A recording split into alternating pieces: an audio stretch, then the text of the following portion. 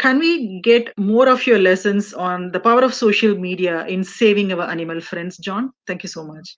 So social media advocacy is so important, and I think it's underappreciated, which is ironic almost in a way because social media is such an integral part of our lives, but I don't think we really fully take advantage of it as much as we can as a platform for advocacy.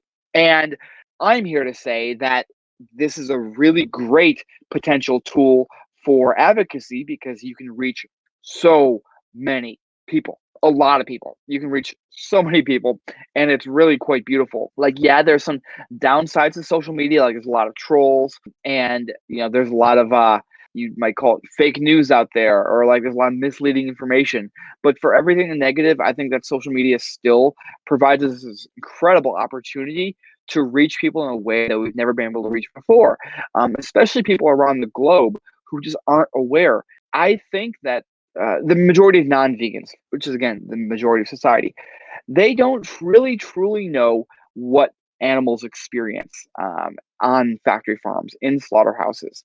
And us as advocates can use these social media tools to get people to learn this, whether they want to or not. They're on social media, and so they're going to be exposed to new information. And let's make some of that information about how animals are being treated, rather than just information about politics or sports or hobbies, whatever these people are interested in. Try and get in there and get people to learn about what these farm animals are enduring on factory farms and in slaughterhouses. That way, they will be inspired to make a difference for these animals. And so there's too many tips to just go through. I will just rattle off a few that go off the top of my head. For one, don't underestimate the power of social media. So definitely consistently look at it as a really powerful way to make an impact.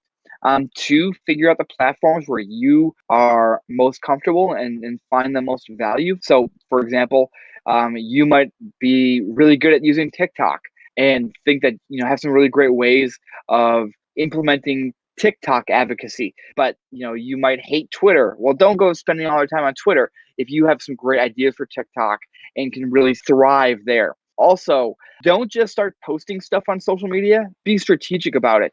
Think about what kind of content is going to see the most impact, and consistently ask yourself if what you're doing is effective.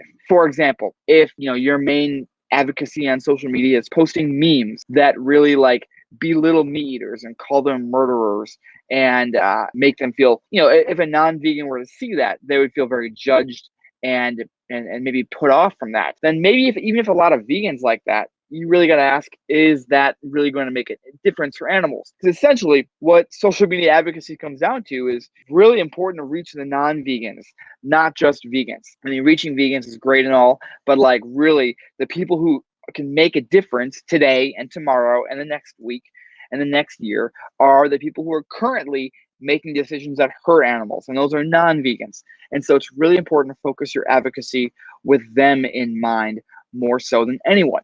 And so, try and find your voice.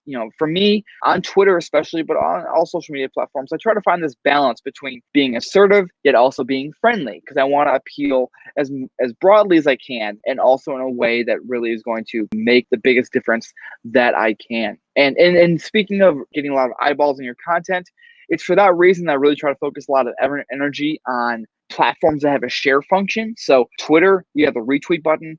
Facebook, you have the share button. Those are two big reasons I focus a lot of energy on those platforms. Even though personally I enjoy Instagram more, I enjoy spending time just going through my Instagram newsfeed. The fact of the matter is I can reach a lot more people with Twitter or Facebook because people can share my content, and then that content will be seen by exponentially more individuals. So, for example, in the last year or so, my tweets have been seen at least tens of millions of times. And I have like 85,000 followers on Twitter, which might sound like a lot, but that is a lot less than tens of millions, right? So, every one of my tweets, a certain percentage of that is being seen by people who follow me. But a lot of those views are people who don't follow me. And so the wide ranging number of views that your content can get by people who don't already follow you is great, which is why I think you shouldn't underestimate the power of social media platforms that have a share function. Wow, that's really inspiring, John. Thank you so very much.